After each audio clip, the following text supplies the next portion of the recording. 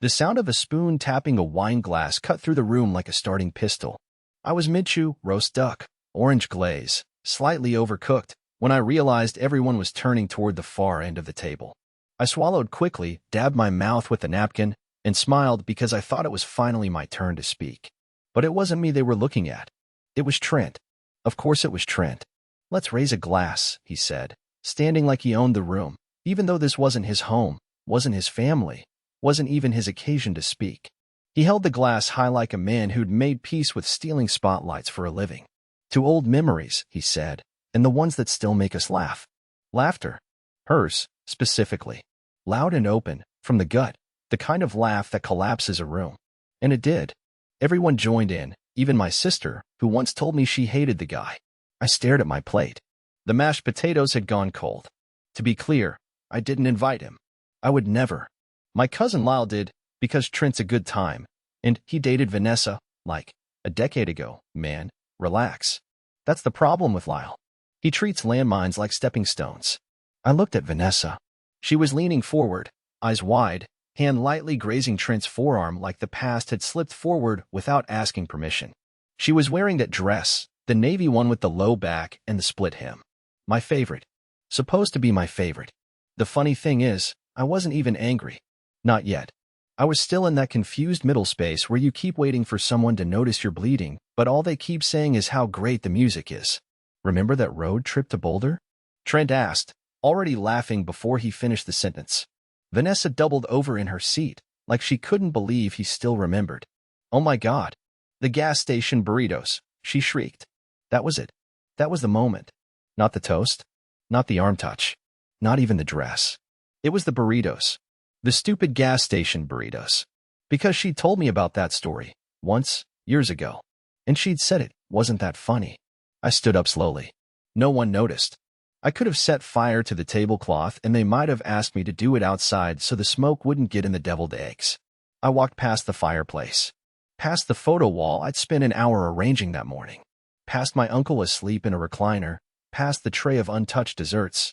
Past my own chair, the one I didn't flip. Out the front door. Into the dark. I didn't say a word. I didn't slam the door. I just left. And she never even turned around. I didn't go far. There's this old wooden swing hanging from the tree out front, the kind with frayed ropes and one armrest lower than the other. We joked about replacing it once. Vanessa had said, "Let it stay crooked. It's got character." So it stayed. Kind of like me, I guess. I sat on that swing in the cold, listening to the muffled hum of laughter inside the house. The walls weren't thick enough to block out her voice. I could still hear it floating through the windows, rising and falling in waves, always louder when it was Trent making her laugh. I pulled out my phone, not really sure what I was doing. Just muscle memory. Tap. Unlock. Open her messages. The last text from her read, "Pick up cranberry sauce on your way. Love you." That was 6 hours ago. Funny how you can fall out of someone's story in the space between grocery items. I opened our shared photo album, the one we hadn't updated in months. It was also painfully ordinary. Trips to the lake, coffee mugs, her asleep on the couch with her mouth half open. We used to send each other things in the middle of the day, memes, reminders, dumb cat videos. I scrolled up and up until I hit something strange. Her contact photo of me was gone. I didn't know why I hadn't noticed before. It used to be this stupid picture I took while brushing my teeth with a towel on my head. She called it the Swamp Wizard and refused to change it. But now, it was blank. No emoji next to my name. No custom ringtone. Just Barrett. Default font. No frills. Like I was someone who'd texted her once about her car's extended warranty. I froze. Then, out of pure masochism or stupidity, I opened her call history. Trent. Missed call. 6:52 p.m. Trent. Incoming. 7:03 p.m. Trent. Duration. 12 minutes. 7:27 p.m. Vanessa. Outgoing. 7:40 p.m. Duration. 6 minutes. That was 10 minutes before dinner started. I stared at the screen until it dimmed. My hand had gone numb from the cold, but I didn't feel it. I felt something else instead, like someone had removed me from my own life and replaced me with a cardboard cutout labeled husband. They were inside, probably taking group photos by now. She always insisted on group photos. "You'll thank me later," she used to say. But would I? Would I thank her for dragging me into a slideshow I didn't belong in? I stood up and walked to my car. Not to drive. I left the keys inside, like an idiot, but just to sit in the front seat, behind glass, where the sounds couldn't reach me. I watched the front window. She wasn't even facing the door. She was laughing again, eyes crinkled, body tilted toward him like it was muscle memory. I remembered the way she used to tilt toward me like that. Back when I was more than just a placeholder in her phone. She hadn't texted. Hadn't called. No, where are you? No, are you okay? I guess when you're laughing with the past, the present just becomes background noise. And I'm tired of being background noise. I barely slept that night. I stayed in the car until almost 2 a.m., watching the light in the living room flicker through the curtains. At some point, the laughter faded. The clinking glasses stopped. A few silhouettes moved past the windows, but none of them looked my way. Not once. And when I finally stepped back inside, the house smelled like leftovers and scented candles. The kind of smell that usually feels like home. This time it felt like I was trespassing. The dining table was still a mess. Empty plates, half a wine bottle, napkins crumpled like forgotten promises. Vanessa's heels were in the corner, next to her phone charger, exactly where she always leaves them when she's had just enough to be happy. I stood there for a second, waiting, not sure what for. Maybe a note? A message? An apology stuck to the fridge with a magnet? Nothing. She was asleep in the guest room. Not ours. The guest room. I pushed the door open just slightly. She was curled up on top of the comforter, wearing one of my hoodies like nothing had happened. Like she hadn't vanished from our marriage somewhere between the main course and dessert. I didn't wake her. I don't know why. Maybe I didn't want to see what kind of face she'd make when she realized I'd noticed. Maybe I didn't want to see if she could lie while half asleep. I just stood there, staring at her phone buzzing quietly on the nightstand. Normally, I'd never. I'm the kind of guy who triple checks if he left the oven on but still trusts his wife with everything. Passwords, bank accounts, my Netflix queue. But that night, something shifted. My hands didn't shake. My conscience didn't even whisper. The screen lit up with a message. Trent, hope I didn't make things weird tonight. You looked amazing, BTW. She didn't respond. Not yet. But he wasn't blocked. He wasn't muted. He was labeled in her contacts as Trent, LOL. The kind of label you give someone you're not supposed to take seriously, even when you clearly are. I sat down in the hallway with her phone in my lap, heart racing so fast I could barely hear anything but the thump behind my ears. I wasn't looking for pictures. I wasn't looking for anything specific. I just started scrolling. And that's when I found the Notes app. Why do people always forget to delete their Notes app? There it was. A draft. Untitled. Last edited 2 weeks ago. He doesn't even notice anymore. I don't know how to say it. I miss feeling wanted. Trent looks at me like I'm still someone. Barrett just waits for me to remember him. I stared at that screen for a long time. I don't know which part broke me. That she felt this way and never said a word. That she called me out by name in her private confessions. Or that she was drafting feelings like she was preparing to submit a resignation letter from our marriage. There were more notes. Some short, some cryptic. Don't cancel the hotel, might still go. Need to talk to him after dinner? Why does he act like everything's fine? I sat there until the screen timed out and went black, reflecting just my face in the glass, pale, tired, and expressionless. In that moment, it wasn't the betrayal that hurt the most. It was the realization that I had been treating our marriage like a routine. Waking up, checking boxes, existing politely, while she had already written herself out of the story. I placed the phone back on the nightstand. I didn't touch anything else. I didn't take screenshots. I didn't confront her. Not yet. Because I knew something now, something cold and quiet and hard like a stone dropped into a lake. She was planning something. And I was finally done waiting to be remembered. Morning came slower than usual. The light was muted, filtered through a sky smeared with clouds, as if even the weather was trying to dull the edge of what was coming. I had made up my mind. I wasn't going to explode, or scream, or cry. That version of me, the one who begged for clarity, who held his breath for affection, he didn't wake up this morning. I left him behind in the hallway somewhere between the wine bottle and her forgotten shoes. I was already dressed when she came into the kitchen. My bag was packed, but I hadn't left yet. I don't know why. Maybe I wanted to give her one last chance. Maybe I was curious how she'd behave when she didn't realize I knew. She walked in humming. Hair still messy from sleep, my hoodie still clinging to her shoulders. She looked at the coffee machine and nodded at me. Her phone was in her hand, and she was scrolling through it with that familiar casual detachment, the kind of confidence that only exists when you truly believe you're not being watched. She didn't say good morning. She didn't ask where I'd gone last night. She just said, "You're up early," like we were strangers in an Airbnb who'd barely crossed paths. I nodded and took a sip from my mug. "Did you sleep well?" She blinked, like the question caught her off guard. "Yeah," she said, dragging the word out. "I guess." Silence. She opened the fridge, grabbed the orange juice, and poured herself a glass. No mention of the party. No mention of Trent. She didn't even ask where I'd been after I walked out. And the way she avoided eye contact? It wasn't guilt. It wasn't awkwardness. It was calculation. Like she was waiting to see how much I'd noticed, if I was dumb enough to just move on. And that's when I asked it. "Did you ever send that text?" She froze. The glass paused halfway to her mouth. "What text?" "The one you drafted to me in your notes app. The one about how you miss feeling wanted. How you're thinking of going to a hotel with Trent." The words came out clean. Too clean. I think that scared her more than if I'd yelled. She set the glass down slowly. Her face went pale, but not entirely surprised. Her eyes didn't widen in shock, they narrowed, like a chess player realizing she missed something on the board. "You went through my phone," she said, soft and low. "No," I said. "I read what you left out in the open." That was the moment it could have turned into something honest. She could have cried. She could have collapsed into a chair and told me everything. She could have reached out and said my name like it still meant something. But she didn't. Instead, she crossed her arms and gave me this look, half defiance, half defense, like I'd stolen something that belonged to her. "That was private." "So is marriage," I said. "And you weren't exactly protecting that." A long pause followed.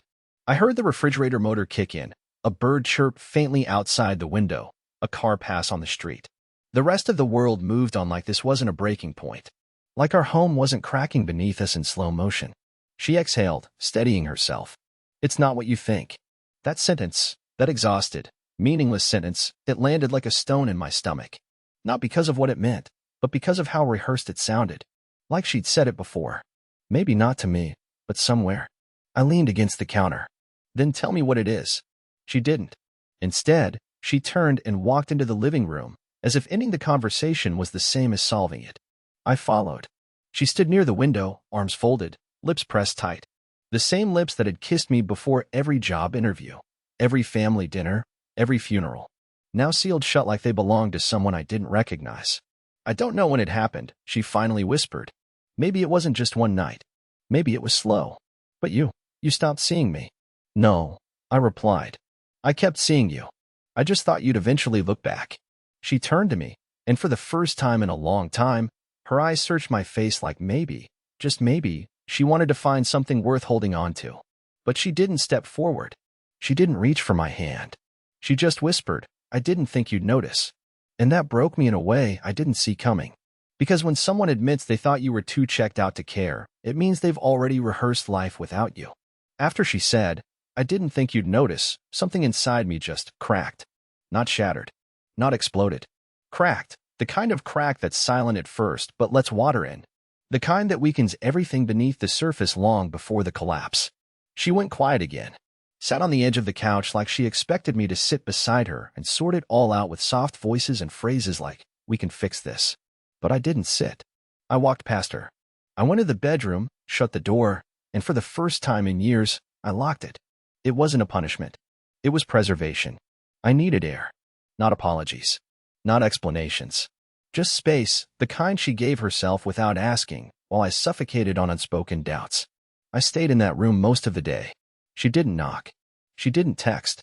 Around 2 p.m., I heard the front door open and close. Her car started. She drove off without a word. I should have felt relief. Instead, I felt like the final piece of furniture someone moves out before abandoning a house. But then came the mistake she didn't mean to leave behind. I was throwing clothes into a duffel, nothing specific, just essentials. Toothbrush, hoodie, chargers. As I reached into the drawer of our shared nightstand, a folded slip of paper tumbled out. A receipt. I almost didn't look at it. But something about the way it was folded, deliberate, careful, caught my eye. It was from a boutique hotel 3 miles away. One night. King Suite. 2 glasses of wine from the bar. Room service, filet mignon, Brussels sprouts, chocolate lava cake. The name on the reservation wasn't hers. It was Trent Davies. But the guest line? It said Vanessa R. The date was 3 weeks ago. 3 weeks. That was the same night she told me she was helping her friend Ellie move apartments. She'd left in sweats and came back with a pulled muscle and a takeout box she claimed she didn't touch because she was too tired. I sat down hard on the bed, that receipt trembling in my hand. There it was, proof. Not a suspicion, not a draft in a notes app, not a look or a laugh or a shared memory. Proof. She had gone. She had been with him. She had eaten, drank, and slept in a bed that wasn't ours, with someone who wasn't me. It wasn't the betrayal that crushed me. It was the performance. The lie of the ordinary. The casual way she'd come home, dropped her keys on the counter, kissed me on the cheek, and asked if I could fold the laundry while she showered. Like nothing had happened. I laid back on the bed and stared at the ceiling. And here's the worst part, and I hate admitting this, a piece of me still wanted her to tell me it wasn't real. Still wanted her to say she booked the room and left. That she went, got scared, came home. But I already knew better. When she came back that night, I was gone. I didn't mean to leave without a word, but I couldn't wait for her to lie to my face again. I drove for hours. No GPS. No destination. Just asphalt and engine noise and a million questions I didn't want answered anymore. I ended up in an old motel near the state line. Checked in under my middle name like I was hiding from something, even though I knew exactly what I was running from. I sat on the edge of a bed that smelled like bleach and old air conditioning, and for the first time in my life, I said it out loud. She cheated on me. The words didn't feel like mine yet.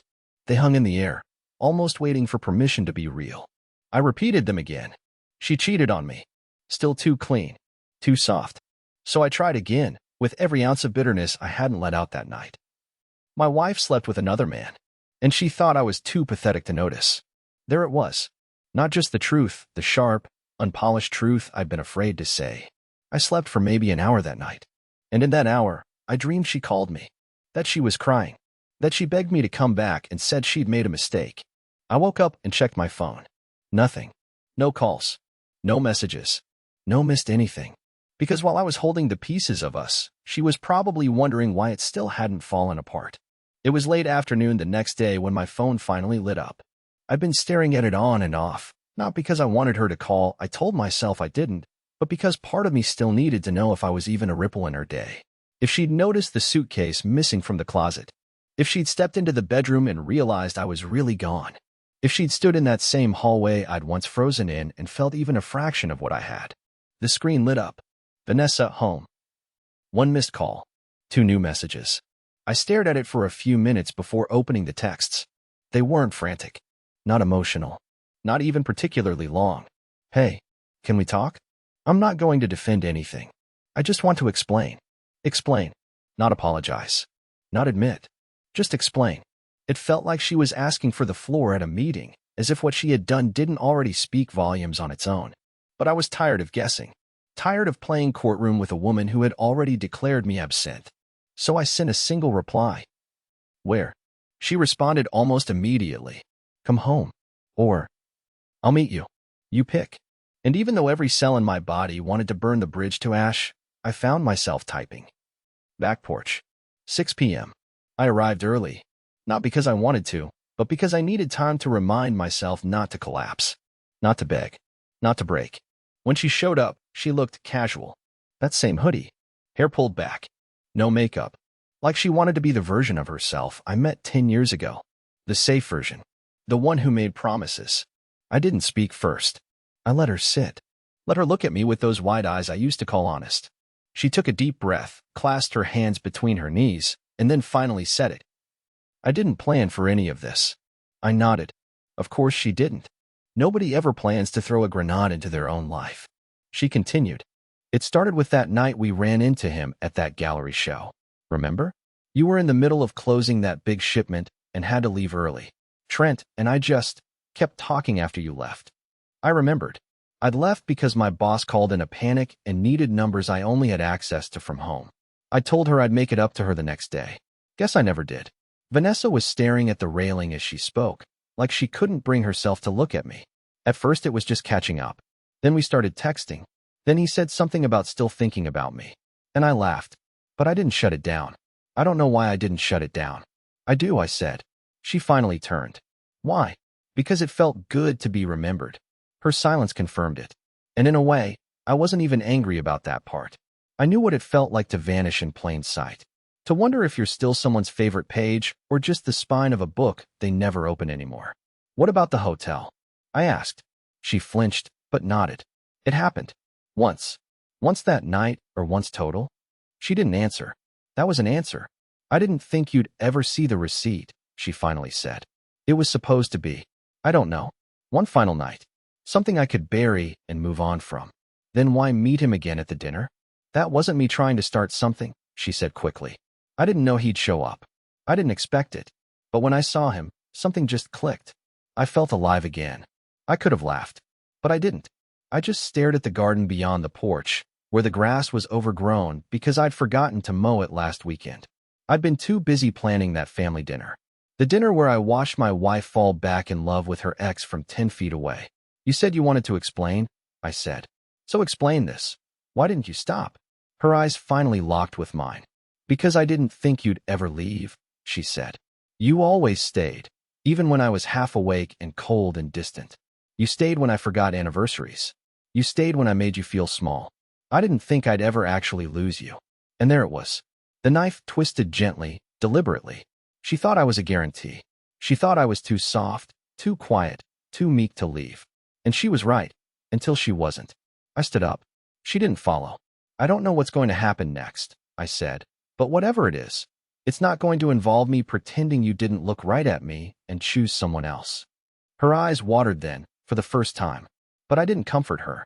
I walked back to my car and left her sitting there, alone, confused, finally aware that she'd crossed the one line she thought I was too weak to draw. The thing about betrayal is that it doesn't just live between two people. It seeps. It infects the corners of your life you thought were untouched. I used to think if I kept things quiet, if I handled it privately, it would remain between Vanessa and me. But I was wrong. The storm was coming, and I wasn't the one who opened the floodgates. 3 days after that back porch conversation, I got a message from my sister Kendra.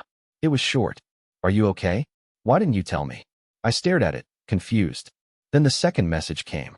I saw the texts. I saw what she said about you. My stomach dropped. I hadn't told Kendra anything. I hadn't told anyone. I hadn't posted online. Hadn't called a friend. I'd been living in a daze, crashing at a cheap extended stay motel, avoiding my own reflection, eating gas station sandwiches like they could somehow fill the space where trust used to live. So how did Kendra know? I called her. She didn't even say hello. Just launched right into it. Lal told me. Apparently Trent bragged about it at the gym. Said he rekindled things with his old flame at the dinner party, and that you were too checked out to notice. Lyle, my cousin.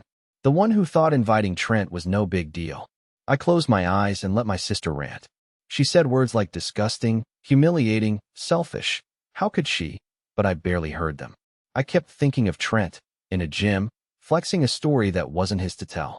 Painting himself as some kind of romantic savior while I played the part of the oblivious fool. My silence had given him space to rewrite the script. Then Kendra said something I didn't expect. She told Mom it was your fault. That stopped me cold. What? She said you pulled away emotionally, and that she needed something she couldn't find at home. Kendra's voice was shaking. I told her she was full of it, Barrett. I told her I was there that night. I saw the way you looked at her. I saw the cake you brought out. The speech you didn't get to give. Don't let her do this to you. I didn't realize I was crying until I felt the warmth on my face. Not because of the betrayal. That part had settled into a dull ache by now. But because someone finally saw me. Not as a pushover. Not as the quiet one. But as the man who stayed too long and bled too quietly. Later that evening, I got another message. This time from my uncle. Then a cousin. Then Vanessa's youngest brother. Each one a different flavor of the same realization. They'd found out. And the flood wasn't mine anymore. I don't know who confronted her first. Maybe it was Kendra. Maybe it was her brother at their parents' Sunday brunch. But what I do know is this. The next photo I saw of Vanessa wasn't one she posted. It was a group shot from my niece's birthday dinner, the one Vanessa was supposed to help plan. She wasn't there. Not even invited. And for the first time, I didn't feel like the exile. She was. Still, that didn't stop her from trying one last thing. That night, as I sat on the motel bed scrolling through the photos of my niece's birthday, the ones with me smiling stiffly in the background, another message came in. Vanessa. You really told them everything? I didn't reply. A minute later. you know you're not innocent either. And that's when something in me turned cold. Because after everything, after the texts, the receipt, the dinner, the draft messages, the confession on the porch, she still couldn't sit with the weight of her choices without trying to hand me a piece of it. I put my phone down and stared at the ceiling. The same water stain I'd been staring at for 4 nights straight. No, I wasn't innocent. I was guilty of loving someone who didn't love me back the way I needed. I was guilty of waiting too long to ask for more. I was guilty of thinking patience could substitute for partnership. But I wasn't the one who lied in hotel rooms or laughed at shared memories while pretending I didn't exist 10 feet away. That guilt belonged to her. I don't know what I thought closure would look like. Maybe some grand final confrontation. Maybe her standing in the rain, sobbing, begging for forgiveness. Or maybe a letter left on my windshield, filled with remorse and confessions. But that's not how real endings work. Real endings don't announce themselves. They arrive quietly. They settle in your bones. They let you exhale without realizing you were holding your breath. A week after the messages stopped, I finally moved out of the motel. Not back into her house now. I'd already signed the paperwork to have my name removed from the deed. I didn't want it. I didn't want a place soaked in memories that belonged to someone else. I moved into a small apartment above a used bookstore. Nothing fancy. No granite countertops or open concept, anything. Just a quiet space with dusty shelves, creaky floors, and a window that overlooked an alley with string lights that flickered at night. It was the first place that felt like mine in years. I started going for walks. At first, just around the block. Then through the park. Then across town to this coffee shop I'd passed 100 times and never gone into. One morning, I ordered a black coffee and sat by the window reading a dog-eared copy of a novel I hadn't touched since college. That's when I met Ava. She wasn't dramatic. She didn't sweep in with a whirlwind of energy like Vanessa had. She worked there.